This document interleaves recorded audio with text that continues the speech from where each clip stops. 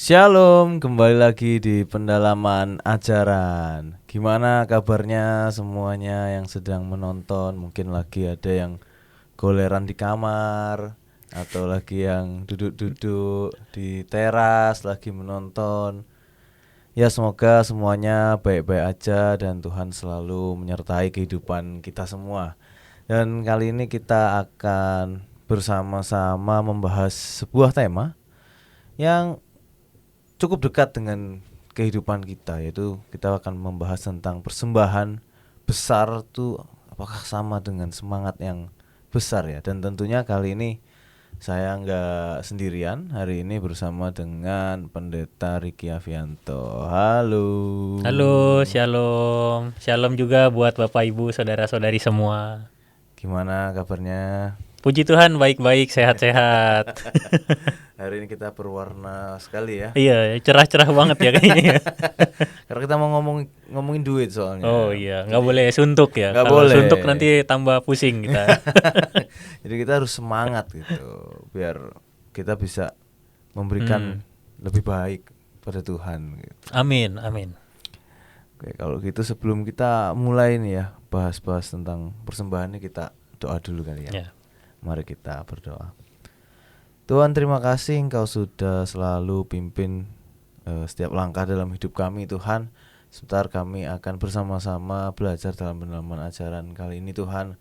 Biar Engkau yang pimpin dari awal hingga akhir, dan biarlah juga untuk para penonton agar bisa menikmati dan mendapat berkat juga melalui konten kali ini Tuhan. Terima kasih, dalam nama Tuhan Yesus kami sudah berdoa. Amin. Amin. Oke, nah kita kan akan ngobrolin kan tentang persembahan ya. Dan kadang itu kita bertanya-tanya sebenarnya kayak apalagi dengan banyaknya jenis persembahan yang ada di GKI Resut gitu kan. Belum lagi kantong biasa dan kantong putih, belum sampul-sampulnya gitu kan. Sebenarnya kita tuh kayak ngasihnya tuh harus yang kayak gimana sih gitu kan. Nominalnya berapa, atau ada ketentuan kah, atau kayak gimana sih sebenarnya? Oke, kalau soal persembahan sebetulnya kan kalau kita kembali ke pemahamannya dulu ya, pemahaman dasarnya adalah persembahan itu kan sebetulnya adalah wujud ekspresi kasih dari kita sebagai manusia atas apa yang sudah Tuhan berikan di dalam kehidupan kita. Nah, biasanya memang persembahan itu kita berikan, kita bawa, kita persembahkan di dalam sebuah ibadah, karena fungsinya adalah untuk kita belajar berkomitmen terhadap firman Tuhan yang baru saja kita dengarkan gitu ya. Jadi salah satu tindakan nyata kita mengekspresikan kasih kita, iman kita itu ya lewat ketika kita memberikan persembahan. Nah, kalau tadi pertanyaannya Samuel, kalau misalnya kantongnya banyak gitu ya, terus juga sampulnya juga ada macam-macam. Nah, sebetulnya gereja itu punya kebutuhan. Jadi itu yang perlu kita pahami sebagai bagian dari anggota jemaat. Kita diajak juga untuk menggumulkannya bersama-sama atas kebutuhan-kebutuhan yang diperlukan oleh kita sebagai gereja. Jadi bukan oleh pihak tertentu gitu ya, tapi oleh kita oleh kita sebagai gereja, supaya kita bisa ambil bagian di dalam pelayanan-pelayanan tersebut gitu. Oke, kalau ngomong kasarnya, kalau nggak ada uang persembahan, listrik nggak bisa nyala gitu ya. Secara teknis iya. Kan listrik harus bayar kan ya. Iya, kan harus bayar ya kan nggak bisa ke petugas PLN, Tuhan Yesus memberkati. Kan nggak bisa gitu kan. Dan itu yang jadi apa ya, kalau kita bisa bilang, kita sudah tahu nih bahwa persembahan itu ekspresi kasih kita gitu kan. Paling yang gampang, paling apa yang bisa kita lihat gitu kan. Ya, Tapi betul. kalau kita kembali lagi ke Alkitab gitu ya, balik ketika ngelihat persembahan itu, kalau di zaman dulu itu kan berupa binatang, ada yang berupa hasil panen gitu kan. Tapi kan kalau kita sekarang kan udah jarang kan lihat sapi tiba-tiba dipersembahin pas kebaktian gitu kan. Nah udah ganti jadi uang juga. Jadi gitu uang, kan. iya. Nah sebenarnya ada nggak sih kayak tentang persembahan ini berupa uang, ini ada pembahasan nggak sih kalau di Alkitab gitu? Ya, kalau di Alkitab yang paling dekat dan menurut saya paling ini ya, paling konkret di apa namanya, dilihat perspektif tentang memang tentang persembahan itu, dan rasanya ini yang jadi tujuan topik kita juga hari ini ya, bicara tentang persembahan dalam bentuk uang gitu ya. Bukan memang kita tahu ada persembahan dalam bentuk tenaga, pikiran gitu ya, tapi ini memang fokusnya tentang uang. Kalau saya berkacanya dari Markus 12 ayat 41 sampai 40. Itu ketika 44. Oh iya, 41 sampai 44 ya. Mohon maaf. Yang ayat 41 sampai 44 itu yang bicara tentang ketika Yesus memperhatikan seorang janda miskin yang memberikan persembahan gitu. Dan itu jadi sebuah kisah yang cukup menarik juga untuk kita highlight di kesempatan kita kali ini gitu. Boleh saya baca dulu ya? Boleh. Supaya kita jadi lebih paham dengan apa yang harus kita perhatikan. Markus 12 ayat 41 sampai 44, kalau Bapak Ibu saudara-saudari mau ikut buka di dalam Alkitab juga boleh. Markus 12 ayat 41 sampai 44 saya bacakan. Pada suatu kali Yesus duduk menghadapi peti persembahan dan memperhatikan bagaimana orang banyak memasukkan uang ke dalam peti itu. Banyak orang kaya memasukkan jumlah yang besar. Lalu datanglah seorang janda yang miskin, dan ia memasukkan 2 uang tembaga, yaitu uang receh terkecil. Yesus memanggil murid-muridnya dan berkata kepada mereka, "Sesungguhnya aku berkata kepadamu, janda miskin ini memberi lebih banyak daripada semua orang yang memasukkan uang ke dalam peti persembahan. Sebab mereka semua memberi dari kelimpahannya, tetapi janda ini memberi dari kekurangannya semua yang dimilikinya, yaitu seluruh nafkahnya." Nah, dari sini kita sebetulnya bisa lihat bahwa sejak awal ini unik ya, kalau misalnya mau didramakan juga kayaknya lucu ya. Yesus memperhatikan orang-orang ya. Jadi POV-nya ya, point of view-nya Yesus yang lagi memperhatikan orang-orang yang memasukkan uang ke dalam peti persembahan. Yang pertama yang masukkan orang-orang yang disebut sebagai orang-orang kaya itu, mereka masukkan dalam jumlah besar. Lalu seorang janda yang memasukkan ya jumlahnya sangat kecil sekali kalau secara nominal dibandingkan dengan yang diberikan oleh orang-orang kaya. Tapi kalau kita mau memperhatikan di sini, saya justru menangkap sejak awal Yesus itu kan memperhatikan. Nah, kata memperhatikan ini yang jadi penting.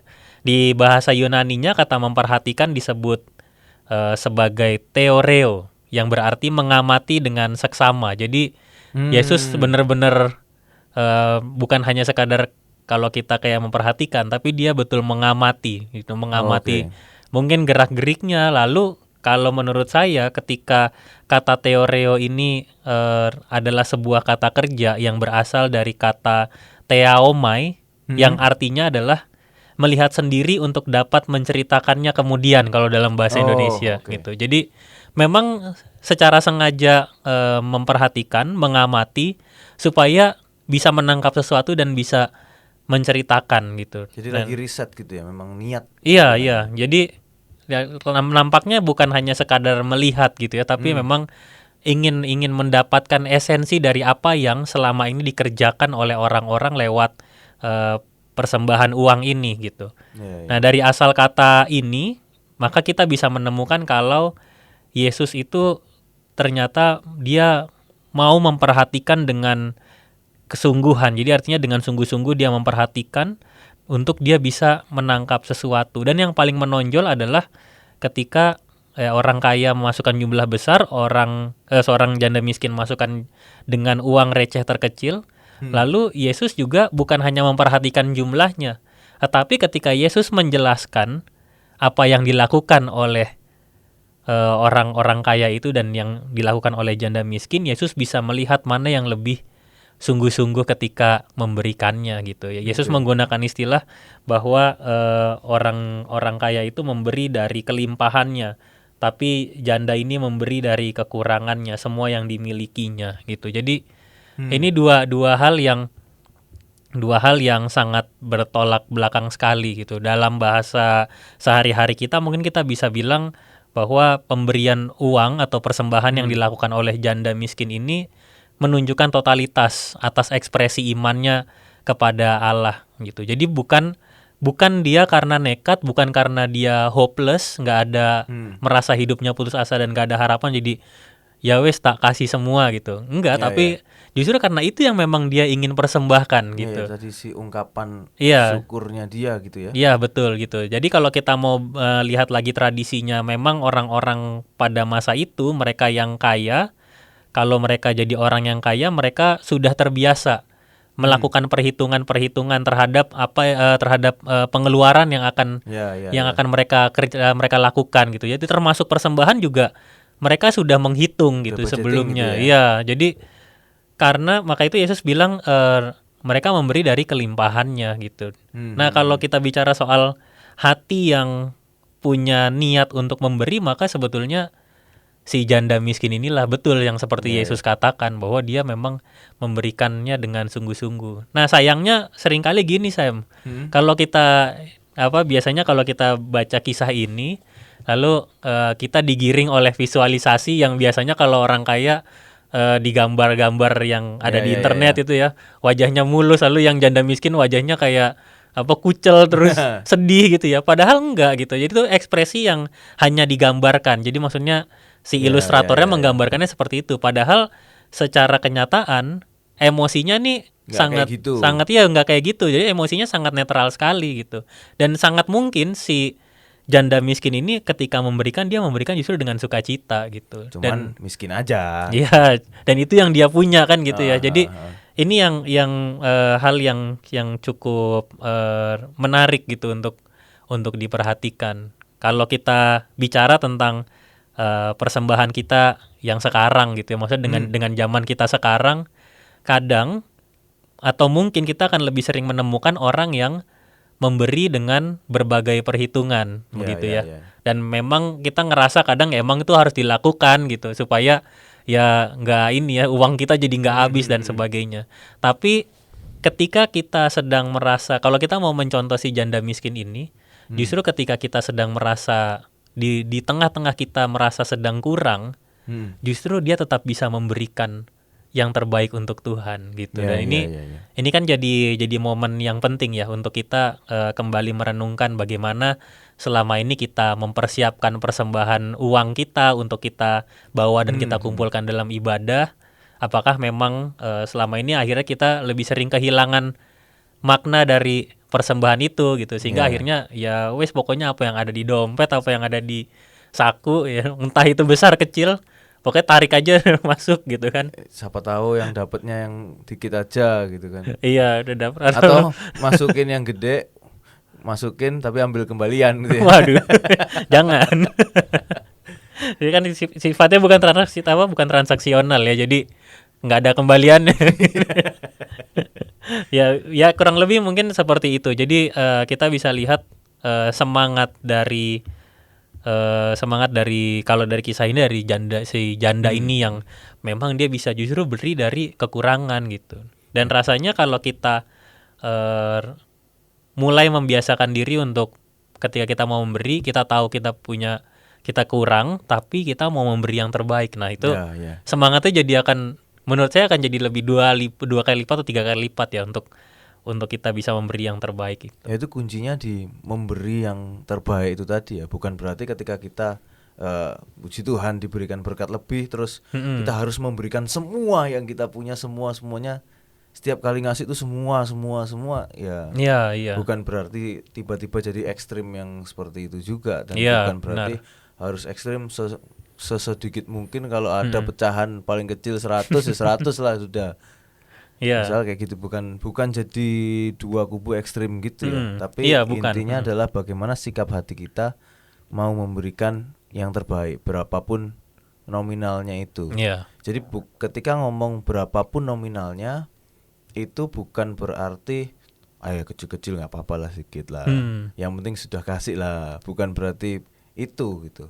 Tapi bagaimana hati kita, sikap hati kita untuk mau ngasih yang terbaik, bukan lagi menyisihkan. Iya. Tapi mempersiapkan. Iya, benar. Jadi kalau kita ngomongin budgeting ini ya, kita kan pasti punya anggaran lah ya untuk hidup gitu kan, dengan pendapatan kita berapa, lalu pengeluaran kita bulanan seperti apa. Biasanya kan udah punya planning tuh Bapak Ibu, biasanya tuh ibu-ibu lah sudah punya catatannya itu. Ada catatannya ya, Dari keluar awal berapa. masuknya berapa, ditambah nanti pengeluaran fix cost-nya berapa, lalu jajan, entertainment berapa, lalu persembahan tuh hanya di plotting gitu. Pada akhirnya ini untuk jatah persembahan, atau malah nggak masuk hitungan. Nanti aja kalau pas adanya berapa lebihan itu persembahan. Tapi ketika kita mau ngasih yang terbaik, berarti kan kita mengutamakan itu dulu gitu. Iya, benar. Malah begitu duit masuk, tahu pendapatan berapa, oke persembahanku berarti berapa gitu. Kita utamakan kita mau kasih yang terbaik berapa, lebihannya baru kita kelola gitu kan. Ya, jadi yang perlu supaya kita jadi lebih kuat ya untuk memahami ini, yang penting adalah gini. Paling utama bagi saya untuk kita bisa sama-sama melihat sumber berkat dalam kehidupan kita itu siapa gitu. Ya. Orang banyak mungkin bisa bilang sumber berkatnya adalah pekerjaan. Ya saya nggak ada kerja, ya saya nggak punya uang. Saya nggak ada saudara, saya nggak dapat pertolongan uang gitu. Tapi ingatlah bahwa sumber berkat yang paling utama itu adalah Tuhan sendiri gitu ya. Tuhan yang memberikan berkat kepada kita sehingga kita bisa punya banyak hal ya. Jadi bukan hanya uang kan begitu ya. Dari nafas hidup, dari kebersamaan di antara keluarga atau teman, termasuk juga salah satunya adalah uang. Nah, ketika kita diberi oleh Tuhan, karena Tuhan adalah sumber berkat, maka kita belajar untuk mengelola itu gitu. Belajar untuk mengelola dan bersyukur untuk apa yang sudah Tuhan berikan kepada kita gitu. Jadi saya juga termasuk orang yang tidak begitu setuju ya ketika misalnya supaya dapat besar maka kasihnya yang banyak. Kasihnya harus yang banyak gitu. Nah, itu kita fokusnya pada mendapatkan gitu ya, bukan pada memberikannya gitu. Padahal semangatnya persembahan adalah ketika kita diajak untuk betul-betul bisa memberikan gitu ya. Jadi ketika kita tahu bahwa Tuhan itu sumber berkat, maka kita juga sadar kalau di dalam kita memberikan persembahan, disitulah bagaimana kita sedang mengekspresikan iman kita, mengekspresikan rasa syukur kita, mengekspresikan cinta kasih kita sama Tuhan gitu. Maka itu yang tadi kita sempat singgung ya, bukan disisihkan tapi disiapkan. Ya kan, untuk mensyukuri apa yang Tuhan sudah berikan harus ada waktunya ya, harus benar-benar kita bisa lihat, oh ternyata misalnya dalam 1 bulan terakhir ini Tuhan ternyata beri kita berkat banyak sekali ya gitu. Kadang karena terlalu cepat apa istilahnya cash flow-nya ya, maksudnya keluar masuk uang gitu ya. Misalnya ternyata kita baru dapat uang jumlahnya besar, nggak taunya ada pengeluaran lain juga jumlahnya besar gitu. Tapi ketika kita ingat lagi gitu dalam dinamika keuangan kita, oh ternyata cinta kasih Tuhan tuh besar ya gitu. Nah, ketika kita mau menyatakan syukur kita, nah salah satunya lewat persembahan uang. Nah, itu harus kita betul-betul gumulkan. Memang yang pasti adalah tidak ada rumus ininya ya, rumus hitung-hitungannya ya. Angkanya harus berapa? Iya, meskipun jadi ada yang ngomong per puluhan gitu kan. Itu, tapi kan apakah itu harus 10% Iya. ya enggak juga kan. Dan itu jadi patokan. Misalnya ada memang orang yang berkomitmen untuk memberikan persembahan per puluhan. Ya kalau di GKI kita kan juga didisiplinkan lewat persembahan mingguan, persembahan bulanan gitu ya. Sampul bulanan. Ya betul ya. Lalu ada persembahan lain, misalnya kalau kayak di masa prapaskah seperti sekarang kan berangkat sampul penyangkalan diri berangkat dari uang yang kita siapkan ketika kita melakukan pantangan atau berpuasa gitu. Jadi ini semua sebetulnya disiplin kita untuk menolong kita belajar bersyukur sama apa yang sudah Tuhan berikan gitu. Jadi sekalipun nih ya, misalnya Sam ya, pada akhirnya lalu kita merasa, wah kalau gitu berarti persembahannya bisa besar ya gitu. Maksudnya dari harusnya saya bisa ngasih lebih ya daripada yang selama ini saya berikan gitu ya. Tapi itu nanti kita akan berikan dengan sukacita gitu. Bukan karena kita ngitung ya, tapi kalau kita ngasih dengan sukacita, kita akan benar-benar sangat bersyukur sekali. Wah saya bisa bersyukur dengan jumlah nominal ini, saya bisa mempersembahkan rasa syukur saya, kasih saya kepada kepada Tuhan ya lewat gereja gitu. Ya, Tapi kalau misalnya orang hitung-hitungan, nanti dia akan akhirnya jatuhnya pada kita dapat apa gitu. Wah, biasanya ngasih 30.000 rupiah misalnya gitu ya, Ya. tiap kali kebaktian. Wah, karena misalnya mendengarkan pendalaman ajaran hari ini, besok saya kasih deh 200.000 gitu ya misalnya. 200.000 rupiah saya kasih di satu kebaktian gitu. Tapi nanti kita jadi mikir, kalau kita nggak suka cita ya, kita jadi mikir kalau saya ngasih 200, Dapat berapa nih? saya bakal dapat apa nih gitu ya. Dia dapat bakal jadi seperti apa gitu ya. Dan itu menurut saya sikap yang paling tepat adalah kita memberikan persembahan itu sebagai bentuk tanggung jawab kita juga sebagai anggota jemaat ya. Saling membangun gitu. Dan itu itulah kenapa persembahan dilakukan dalam sebuah ibadah gitu. Ya. Dan ini menekankan pada kita bahwa persembahan itu bukan sebuah keterpaksaan gitu ya. Jadi nggak ada harusnya kita tidak merasa terpaksa ketika kita memberikan persembahan dengan nominal tertentu. Itu dorongan dari dalam hati kita. Ya, menurut saya ya, Mhm. orang tuh sebenarnya tahu dia harus ngasih berapa itu. itu yang sering saya rasakan ya. Cuman kan kayak ih gede banget nih. Iya. Makin gede misalnya kan ya sebenarnya puji Tuhan, Iya. makin gede Tuhan kasih kepercayaan berkatnya gitu kan. Tapi kalau kita mau hitung-hitungan nih, 200 nih. Kemarin udah janji perpuluhan 10%, 20 nih dapat HP baru nih. Iya, akhirnya nanti kita justru berpikirnya kita dapat apa, dan itu Iya. bukan prinsip persembahan. Prinsip persembahan adalah kita belajar untuk memberikan apa yang Tuhan sudah hadirkan dalam hidup kita. Sekaligus juga gini, Sam. Kita karena memberi persembahan, kita itu kemudian akhirnya belajar benar-benar hidup bergantung pada Tuhan. Ya. Jadi hati kita itu bisa dimurnikan, lalu juga bisa semakin terarah. Oh iya, kita kembali ingat lagi yang sumber berkatnya siapa ya. Sumber berkatnya adalah Tuhan gitu. Dan itu akan menolong kita untuk bisa memberi persembahan dengan tulus ikhlas, lalu juga dengan sukacita gitu ya. Ya, karena kita keterikatannya nih sama siapa sebenarnya, sama Iya, Tuhan atau jangan-jangan kita malah sama uangnya. Malah gitu. sama uang, iya. Karena ketika kita mau beri kok kayak waduh punyaku berkurang segini nih. Uangku berkurang segini. Padahal semua itu dari Tuhan loh, kamu bukan berkurang loh itu. Iya, benar gitu. Tapi kan kamu sudah dapat berkat dan ini ungkapan syukurmu gitu kan. Betul sekali. Bukan ada sesuatu yang berkurang dari milik kita gitu. Apakah benar semuanya itu milik kita sebenarnya? Gitu. Terutama buat teman-teman yang waduh kalau pendapatannya sudah besar, ngasihnya itu jadi berasa hitung-hitungan banget nih, bisa jadi apa nih gitu. Atau malah punya pemikiran investasi nih, aku kepengen dapat 10 juta per bulan.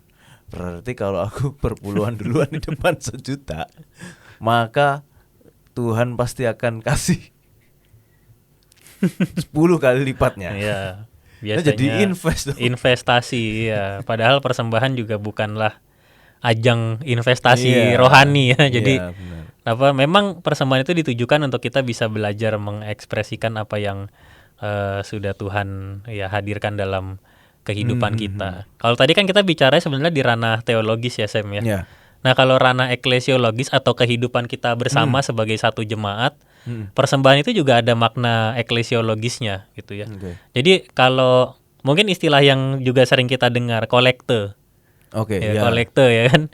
Kolekte dari bahasa Latin kolekta, yang berarti kalau arti aslinya itu sumbangan untuk makan bersama, sumbangan untuk pengumpulan, rapat atau sidang. Nah, kalau di istilah liturgi kita, maka kita pakai istilah pelayanan persembahan sebetulnya di GKI ya, kita pakai istilah itu untuk menekankan bahwa sebetulnya kita melakukan bersama, kita akan punya satu hubungan yang erat dalam persatuan dan persaudaraan kita gitu. Kalau tadi kan kolekte itu bicara hanya sekadar sebatas sumbangan untuk makan bersama gitu. Ya. Tapi kalau kita bicara tentang persembahan secara eklesiologi, maka sifatnya adalah kita jadi dipersatukan nih, jadi punya hubungan gitu, bukan hanya sama Tuhan, tapi juga dengan sesama kita gitu. Oke. Jadi karena itulah kita bukan hanya sekadar untuk memberikan dari diri kita sendiri, tapi juga kita bisa lewat berbagai pelayanan yang dilakukan gereja, kita jadi makin erat satu dengan yang lain gitu. Iya, Itulah iya, tadi mungkin juga bisa menjawab pertanyaannya Sam di awal ya, kalau amplopnya juga tambah banyak nih gitu. Kita diajak buat peduli ya, iya, diajak iya, peduli iya. buat kebutuhan-kebutuhan gereja ya, atau mungkin kadang bukan kebutuhannya gereja, tapi ada kebutuhan pelayanan-pelayanan yang sebetulnya ini akan sangat baik kalau dia bisa berjalan dengan Iya, iya. jumlah nominal persembahan yang juga kita diajak ikut berpartisipasi di dalamnya gitu. Dan itulah sebetulnya fungsi gereja gitu dan kepemimpinannya gitu. Tujuannya supaya pengelolaan persembahan ini kan bukan Iya, uang manusia ya, bukan iya, dari iya. manusia, tapi untuk Tuhan lewat mana? Lewat gereja gitu. Mm-mm. Nah, wujudnya apa ya? Kita sama-sama lihat ini akan dipakai untuk pelayanan gitu, dan itu Iya, yang iya. dilakukan oleh kita ya, terutama oleh GKI, maka akan memakai uang persembahan yang sudah dikumpulkan itu sebagai wujud dari pelayanan kita Oke. gitu. Jadi kayak kalau misalnya kita nih suka komplain nih, wah gereja GKI itu udah dari dulu gitu-gitu aja gitu kan, nggak ada inovasi, nggak ada apa. Tapi kita sendiri juga ya nggak pernah mau ngasih Mm-mm. lebih gitu. 20 tahun hidup persembahan sama-sama mulu tuh. Angkanya dari 20 tahun lalu sampai sekarang, terus habis itu komplainnya dari 20 tahun lalu sampai sekarang nggak ada perubahan apa-apa nih gereja. Ya jadinya kita bisa malah berkaca sendiri gitu ya malahan. Iya, iya. Jadi ya itu kalau mau kita pahami kembali lagi, ingatlah bahwa kita bukan untuk mendapat, tapi untuk memberikan gitu. Ya, ketika kita memberikan, maka kita tahu bahwa bukan hanya soal relasi kita dengan Tuhan, tapi ada kehidupan di Iya, sekitar iya, kita iya. gitu ya. Jadi kan termasuk misal ya contoh ya GKI Resut kan juga melakukan pelayanan untuk orang-orang yang ada di sekitar lingkupnya GKI Resut ya. Lalu juga ada saudara-saudara kita yang juga perlu ditolong gitu ya. Iya. Secara finansial dan sebagainya, lewat entah lewat beasiswa atau misalnya bantuan-bantuan lain yang kita bisa berikan gitu ya. Dan itu kan juga berasalnya dari ini ya, dari persembahan yang kita berikan gitu. Ya, ya, termasuk kan mendanai semua program yang Iya, ada, konsumsinya semua. iya, Itu duitnya kan tentu bukan jatuh dari langit tiba-tiba betul. Tuhan kasih gitu kan. Tapi Iya, kan ya melalui Tuhan yang kasih, Tuhan yang mencukupkan melalui persembahan dari umat yang hadir gitu kan, dari iya. jemaat, anggota jemaat juga gitu. Nah, itu jadi note penting juga tuh Sam tuh. Kalau kita bicaranya nyambung ke ini ya, ya kan untuk mendanai program kerja dan Ya, sebagainya. Itu note buat kita semua, baik yang aktif dalam pelayanan atau juga kita yang biasa jadi peserta atau ikut atau tahu ada pelayanan-pelayanan tertentu di gereja kita. Note-nya adalah kita jadi tahu bahwa ketika kita menyusun sebuah kegiatan, ini bukan hanya sebatas untuk kita menyelenggarakan sesuatu supaya nama kita terkenal, supaya ya, kita ya. kelihatan aktif, supaya kita kelihatan rutin berjalan, bukan. Tapi semangatnya adalah kita mau mengelola ini menjadi sebuah persekutuan sebagai Ya, ya, ya, satu ya, gereja ya. gitu. Jadi program-program yang kita jalani itu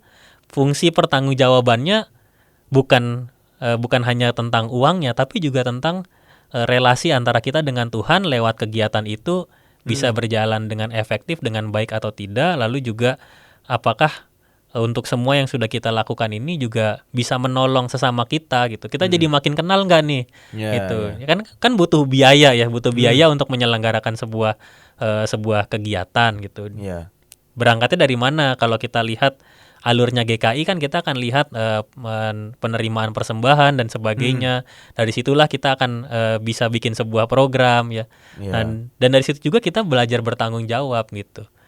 Nah, ini kita pakai apa yang sudah Tuhan percayakan buat gereja ini gitu, Ya, dan ya. kita akan belajar untuk mengelola di sana gitu. Apalagi juga kalau kita cuman mau ngeliat program juga ya nggak bisa, karena gereja juga ada OPEX-nya gitu kan, operational Ya, cost yang betul. memang Mm-mm.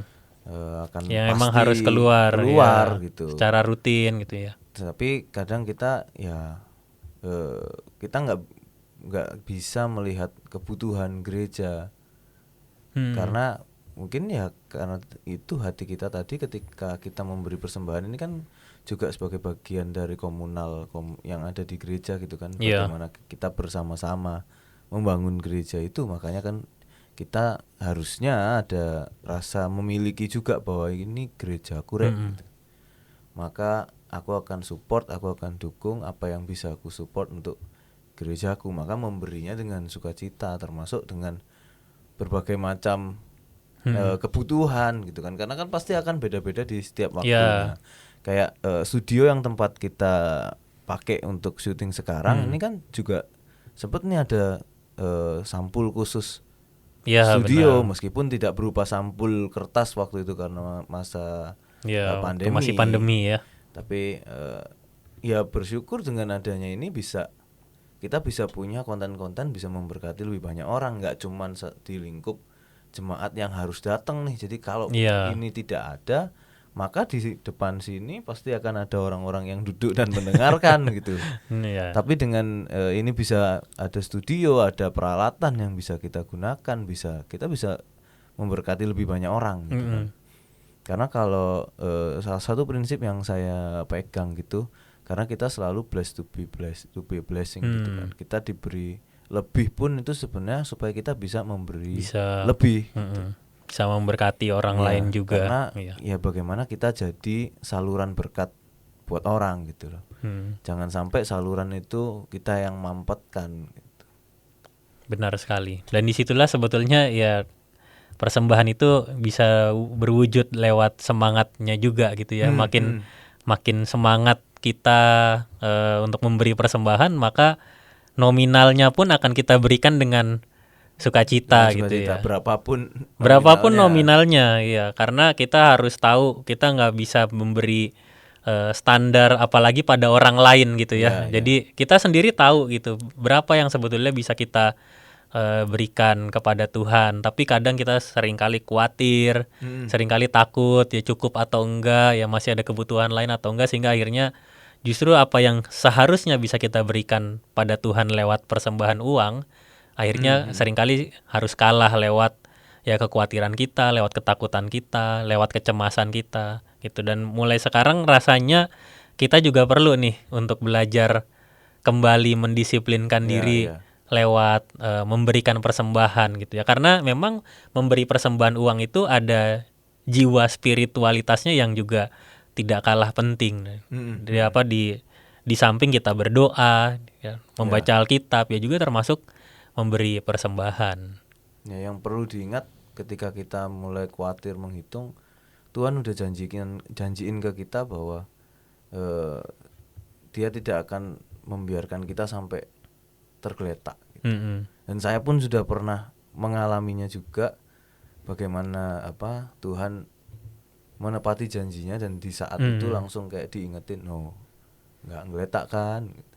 Pernah itu ya, pernah terjadi ya. Kayak gitu, jadi kayak buat apa lagi kita khawatir gitu. Memang kita mau ya udah hidup ya, kita hidup melakukan apa yang Tuhan taruh di diri kita sebagai tujuan hidup kita.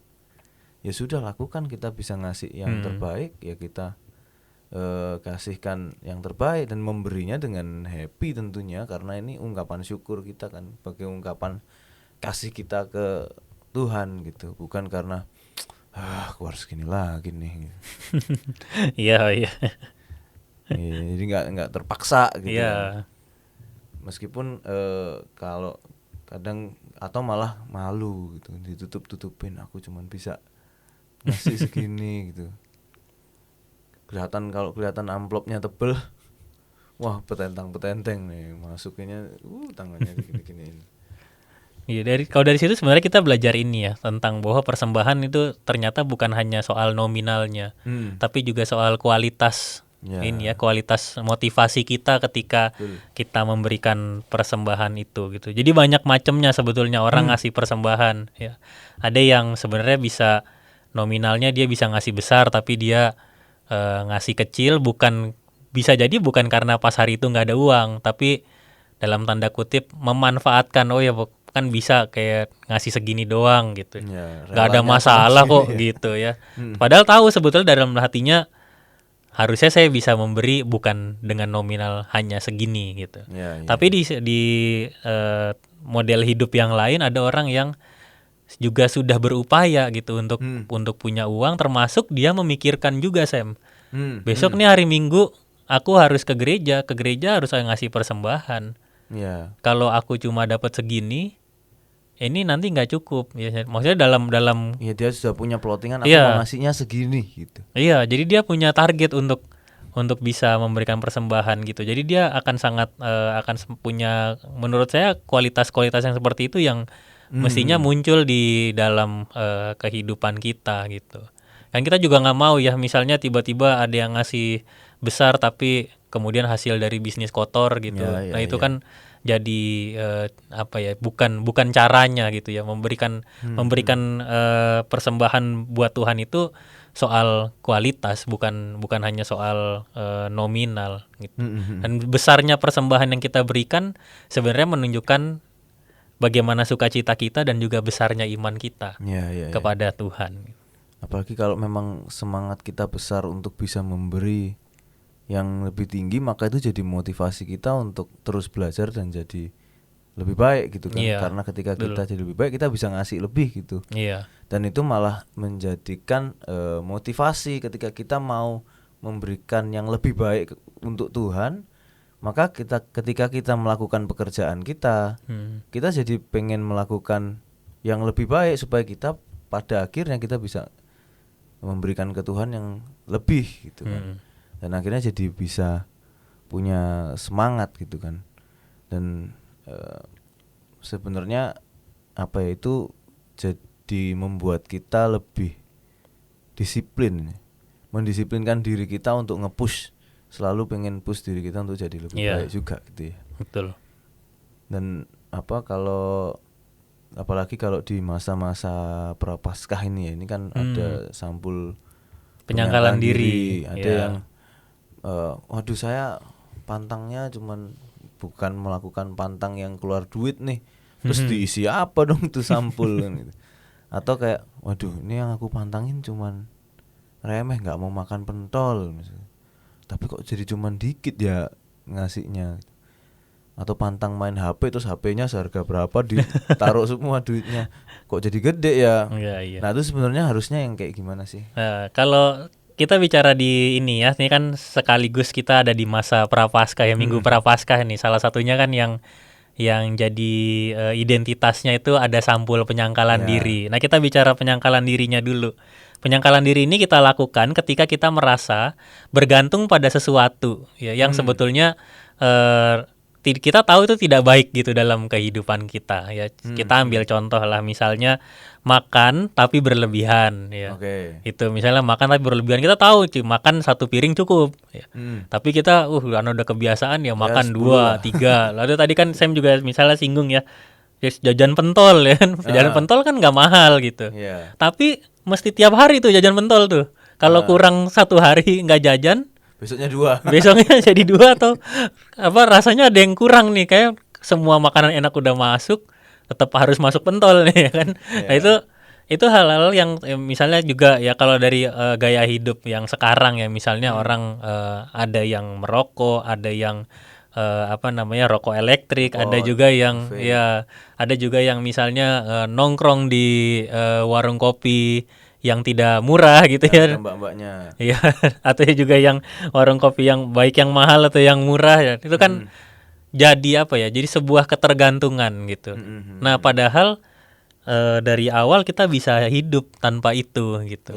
Dan belajar menyangkal diri itu belajar mengalahkan diri kita sendiri gitu. Dan disitulah kita belajar untuk berpantang, belajar untuk berpuasa. Memang akan sangat terasa nuansa ini ya, dalam bahasa yang lebih dekat dengan Yesus, penderitaannya itu akan lebih terasa ya. Biasanya ngopi biar semangat, tiba-tiba nggak ngopi nih dalam Minggu Prapaskah, 6 minggu nggak ngopi nih, rasanya apa gitu ya. Dan uang yang biasanya kita pakai untuk tadi ya, untuk jajan, untuk ya beli sesuatu, atau misalnya juga kayaknya sekarang banyak ya orang yang impulsif impulsif buying ya. Jadi buka aplikasi online, beli lucu, itu juga bisa bagian dari ini untuk berpuasa jadi atau berpantang pantangnya gitu. Nah, nominalnya itu justru yang kita masukkan di dalam sampul penyangkalan diri Oke. gitu. Jadi ketika ambillah ngopi lah gitu. Karena saya pantangan ngopi nih yang di Iya, tahun ini Minggu ya. Prapaskah tahun ini ya, pantang kopi. Jadi uang yang biasa satu hari saya bisa sekitar 30 sampai 40 ribu. Nah, itu saya masukkan dalam sampul penyangkalan diri. Satu hari 30 atau 40 ribu. 40 dikali 40 hari. Ya. Nah, Lumayan tuh. lumayan kan? Ternyata sebegitu banyaknya uang yang kita keluarkan untuk sesuatu yang menurut kita tanpa ini kita nggak bisa bekerja, tanpa ini kita nggak bisa beraktivitas gitu. Dan ternyata kalau kita berhasil, kita ternyata ya bisa gitu ya, bisa. Ya. Bergantungnya pada Tuhan. Dan di balik disiplin penyangkalan diri gitu. Kalau saya ada dua sih sebenarnya, bukan cuman kopi, tapi juga yang tadi saya sempat ngomong ya, kalau nggak ada nominal uangnya gimana ya. Kalau saya yang satu lagi pantang begadang nih sekarang nih. Ini kan nggak ada uangnya ya. Lalu apa yang bisa dilakukan ya? Tentukan saja komitmen kita mau memberikan berapa untuk sampul penyangkalan diri itu gitu. Jadi misalnya saya sehari ya karena nggak ada nilai uang yang digantikan. Misalnya saya 5.000 atau 10.000 sehari gitu. Nah, itu nanti kita kumpulkan sampai nanti hari Paskah kita bawa lagi sampul penyangkalan diri itu gitu. Dan kita akan lihat bahwa yang kita anggap selama ini murah gitu ya. Misalnya tadi ya pentol orang jajan pentol berapa sih biasanya? Paling mentok 10.000. 10.000 ya. Gede tuh. Plastiknya. 10.000 udah banyak banget ya. Misalnya 10.000 dia sehari atau 2 kali sehari. Coba kumpulin aja dalam 40 hari itu. Iya, Tinggal dikali 40 udah 400 ribu. Iya. Jadi sebegitu banyak sebenarnya uang kita keluar untuk sesuatu yang sebetulnya bisa kita tahan dan tidak perlu kita lakukan gitu. Jadi itu yang bikin ini ya, maksudnya yang menariknya dari penyangkalan diri itu. Dan penyangkalan diri prinsipnya adalah bukan sesuatu yang bikin kita jadi ini ya, bukan sesuatu yang bikin kita jadi nyaman gitu. Misalnya mau pantang apa? Saya mau pantang nggak buka grup WA. Nah, itu kan jadi enak padahal kerjaannya di WA semua. Grup WA klien, khusus grup WA klien saya pantang buka. itu tidak termasuk pantangan karena itu lari tuh. Iya, lari dari tanggung jawab jatuhnya. Itu. Jadi apa namanya? Ya itu yang bisa kita lakukan, dan itu yang membedakan gitu. Sampai nanti kita belajar untuk menyangkal diri kita, belajar untuk mendisiplinkan diri, belajar untuk ya kembali mengingat, dan di situ nanti semua akan ada prosesnya gitu. Saya yakin lah orang yang biasanya ngopi, begitu pantang kopi itu hari pertama sampai seminggu pertama biasanya. Waduh, tersiksa tuh. Tersiksa, iya. Tapi itu memang bagiannya gitu. Kalau kita misalnya mau baca dari ya, atau misal bertanya pada ahli kesehatan, rasanya ngopi tiap hari itu ada ininya ya, ada istilahnya itu ya, ketergantungan atau bagaimana di kadar tertentu, di tahap tertentu gitu. Dan itu tubuh kita kan juga jadi di refresh gitu ya, karena yang jelek-jelek tuh sementara nggak berlebihan masuk ke dalam tubuh kita gitu, dan kita jadi orang yang lebih sehat dan sebagainya gitu. Dan itu menolong kita juga sebetulnya ya. Itu jadi berkat yang Tuhan hadirkan dalam hidup kita. Tapi jangan dibalik mikirnya gitu. Biasanya makan 3 piring, sekarang makan 1 piring aja. Sekalian diet. Percayalah pada saya, nggak berhasil. Nggak berhasil dietnya, biasanya gitu. Karena yang dipikirin cuma dietnya gitu, bukan apa yang mau kita persembahkan pada Tuhan. Itu. Apalagi misal buat nih biasanya cewek-cewek tuh yang ngomong, aduh aku tuh kok belanja banyak banget ya. Pengeluaran memang suka impulsif buying misal gitu. Ya, tapi karena memang tiap malam sebelum tidur nontonin live Shopee, scrolling, paling enggak nggak ada duitnya sih, masukin keranjang aja karena lucu gitu. Oh ini lucu nih, ini lucu nih, masuk dulu, masuk keranjang terus gitu kan. Nah kalau mau dicoba kali ini penyangkalan dirinya adalah keranjang Shopee. Nah itu dia ya, setiap kali kita lihat lucu masukin keranjang catat nominal, lucu lagi masukin keranjang catat nominal. Akhirnya lama-lama kita jadi tahu bahwa nggak semua yang lucu tuh harus dibeli. Iya, betul. Itu kita belajar untuk mengendalikan diri kita ya. Iya. Jangan justru jadi kita dikendalikan oleh lingkungan kita atau kebiasaan-kebiasaan kita yang malah mengendalikan kita. Dan itu salah satu buah roh juga kan, Betul, pengendalian iya, diri. pengendalian diri. Dimana kalau orang bisa ngelihat kalau kita nih jadi anak-anak Allah yang mampu mengendalikan diri, salah satunya dengan ini, maka orang bisa ngelihat adanya Kristus dalam hidup kita juga gitu ya. Iya, betul. Ya semoga kita bisa bersama-sama belajar lah untuk memberi persembahan yang terbaik buat Tuhan dan bukan sekadar menyisihkan, tapi memang mempersiapkan untuk Tuhan. Dan juga di masa Prapaskah ini bagaimana kita mau mempersiapkan penyangkalan diri kita itu bukan hanya yang penting sekalian diet atau sekalian detox gitu kan, tapi memang kita fokusnya adalah ingin memberi untuk Tuhan gitu ya. Boleh ada closing statement? Iya.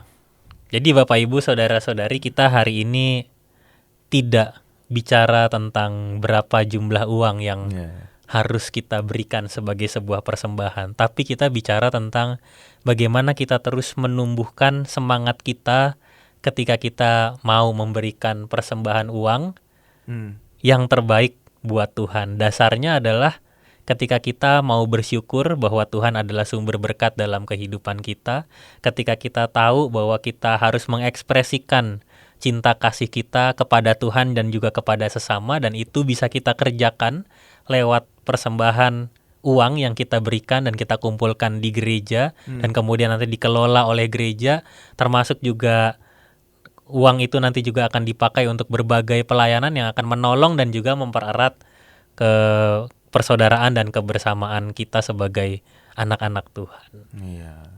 Ya puji Tuhan, semoga kita semua dapat belajar sesuatu dan tidak hanya dapat terberkati melalui konten ini, tapi kita juga bisa jadi saluran berkat buat orang lain. Kita bisa tutup dalam doa, monggo silakan. Mari kita bersatu dalam doa. Tuhan, kami percaya bahwa Tuhan adalah sumber berkat di tengah kehidupan kami semua. Kami juga mau terus mensyukuri setiap pemberian Tuhan. Kami mau mensyukuri, menghormati, menghargai setiap karya Tuhan di tengah kehidupan kami, dan juga kami mau terus belajar, mendisiplinkan diri kami untuk memberikan yang terbaik kepadamu. Sertai kami semua ya Tuhan, ketika kami harus bergumul dengan dinamika kondisi kehidupan kami. Mampukanlah kami untuk belajar dari seorang janda miskin yang tadi juga bersama-sama kami baca, supaya kami juga terus dimampukan untuk memiliki kualitas pemberian persembahan yang semakin baik dari hari ke hari. Sertai kami semua ya Tuhan, di dalam nama Tuhan Yesus kami berdoa. Amin. Amin. Terima kasih. Terima kasih. Banyak. Dan jangan lupa buat Bapak Ibu Saudara sekalian yang merasa terberkati melalui konten ini, jangan lupa untuk share dan bagikan ke saudara-saudara yang lain, teman-teman, dan agar makin banyak orang yang bisa terberkati melalui konten pendalaman ajaran ini. Kalau gitu sampai ketemu di episode berikutnya.